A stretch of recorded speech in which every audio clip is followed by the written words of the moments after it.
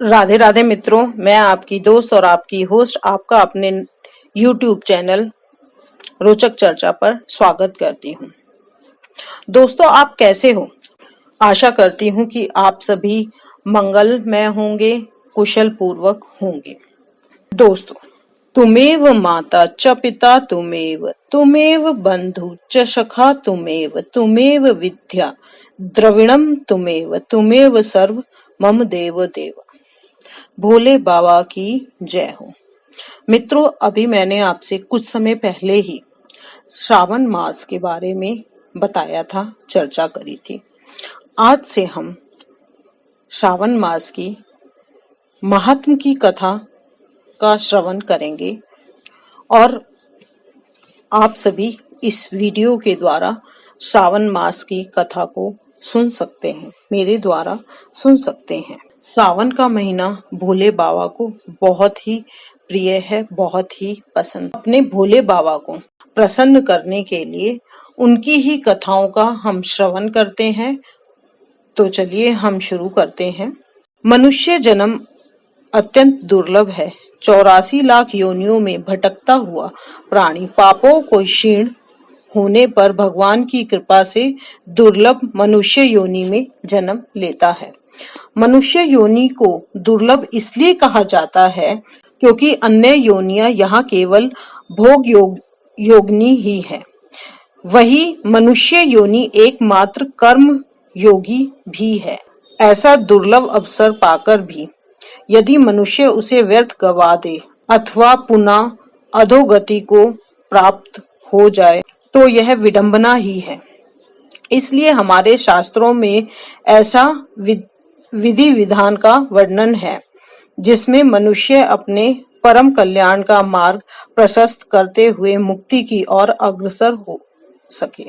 पुराणों में विभिन्न तिथियों, पर्व, मास आदि के अनेक कृत्यों का सुविधान वर्णन प्राप्त होता है, जिसका श्रद्धा पूर्वक पालन करके मनुष्य भोग तथा मोक्ष दोनों को प्राप्त कर सकता है। निष्काम भाव से तो मनुष्य कभी भी भगवान की पूजा, जप, तप, ध्यान आदि कर सकता है, परंतु सकाम अथवा निष्काम किसी भी भाव से काल विशेष में जप, तप, दान, अनुष्ठान आदि करके विशेष फल प्राप्त कर सकता है। यहाँ काल विशेष यानी समय, जैसे सावन मास की बात हम कर रहे हैं, यह निश्चित है।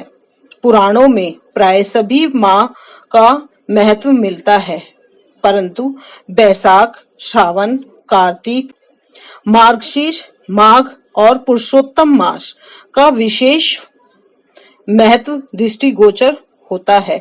इन मासों की विशेष चर्चा तथा दान, जप, तप, अनुष्ठान का वर्णन ही प्राप्त नहीं होता, अपितु इसके यथाशक्ति पालन करने वाले बहुत से लोग आज भी समाज में विद्यमान हैं। मासों में श्रावण मास विशेष है। 12 माह में श्रावण मुझे अत्यंत प्रिय है। भोले बाबा ऐसे बोलते हैं कि मुझे श्रावण मास बहुत ही प्रिय है। इसका महत्व सुनने योग्य है, अतः इसे श्रावण कहते हैं।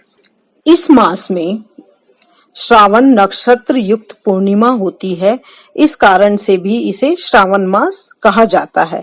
इसके महात्म के श्रावण मात्र से ही सिद्धि प्राप्त कर लेने वाला है, इसलिए भी इसके महात्म के श्रावण मात्र से यह सिद्ध प्राप्त करने वाला है, इसलिए भी यह श्रावण संज्ञा वाला है।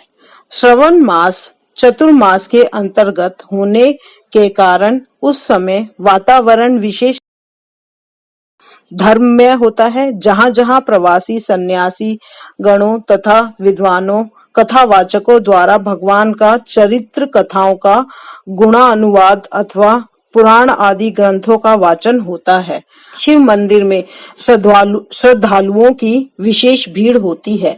प्रत्येक सोमवार को अनेक लोग व्रत रखते हैं तथा प्रतिदिन जल अभिषेक भी करते हैं। जहां जहां कथा श्रवण सत्र का आयोजन काशी विश्वनाथ, बैजनाथ, महाकालेश्वर आदि 12 ज्योतिर्लिंग धार्मिक हो उठते हैं। महाभारत के महर्षि अंगिरा का जो मन और इंद्रियों को संयम में रखकर एक समय भोजन करते हुए श्रवण मास को बिताता है, वह विभिन्न तीर्थों में स्नान करने के पुण्य फल के युक्त होता है और अपने कुटुंब जनों में वृद्धि करता है। स्कंद पुराण में तो भगवान श्रवण मास में जो विधान किया जाता है उसमें से यदि किसी एक व्रत का भी पालन करे कोई व्यक्ति तो वो मुझे परम प्रिय होता है। स्कंद पुराण के अंतर्गत श्रवण मास का विस्तार महत्व प्राप्त होता है। इसके 30 अध्याय हैं। इनमें श्रवण मास के शास्त्रीय महत्व, संयोगापन। तो देखा मित्रों, भगवान ने, भोले बाबा ने स्वयं ही स्कंद पुराण के द्वारा हमको ये बताया है कि उन्हें श्रावण मास बहुत ही पसंद है। इसमें हमें पूजा पाठ आदि करते रहने चाहिए। तो चलिए, अब हम कल से श्रावण मास आरंभ हो रहा है, तो कल हम श्रावण मास का प्रथम अध्याय करेंगे और 30 दिन तक भोले बाबा की ही कथाओं का वाचन करेंगे। इसी के मेरे चैनल को आप लोग सब्सक्राइब करें, कमेंट करें, शेयर करें और मेरी वीडियो को देखें और इसका फल। इसी के साथ मैं आपसे विदा लेती हूँ। अगली वीडियो में आपसे फिर मुलाकात होगी। राधा रानी आप सबके ऊपर अपनी दया बनाए रखे। और ये तो अब भोले बाबा का भी महा आ गया है, तो राधा रानी के साथ भोले बाबा भी आप पर अपनी दया बनाए रखे।